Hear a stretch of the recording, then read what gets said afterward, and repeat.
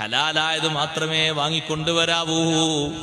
ഇത്രയും കാലം കാത്തു സൂക്ഷിച്ച ഈമാന് നശിച്ചു പോകരുത്, ഇഖ്ലാസ് പോയി പോകരുത്.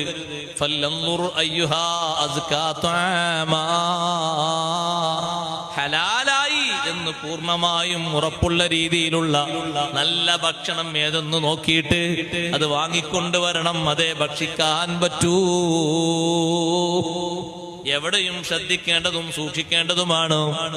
വീടകങ്ങളിൽ മാത്രമല്ല, പുറത്തു പോകുമ്പോഴും ശ്രദ്ധിക്കേണ്ടതാണ്. സൂക്ഷ്മതയോടെയാണ് കഴിക്കേണ്ടത്.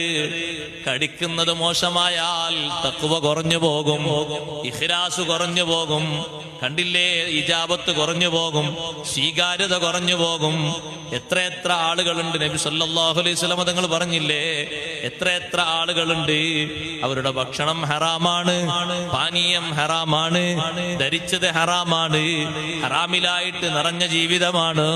ഫഅന്നാ യുസ്തജാബു ലിദാലിക, അവൻ എങ്ങനെ ഉത്തരം നൽകപ്പെടാനാ? അതുകൊണ്ട് കഴിക്കുന്നത് ഹറാമാകരുത്, ഇബാദത്തിന് തീരെ ലദ്ദത്ത് ലഭിക്കുകയില്ല.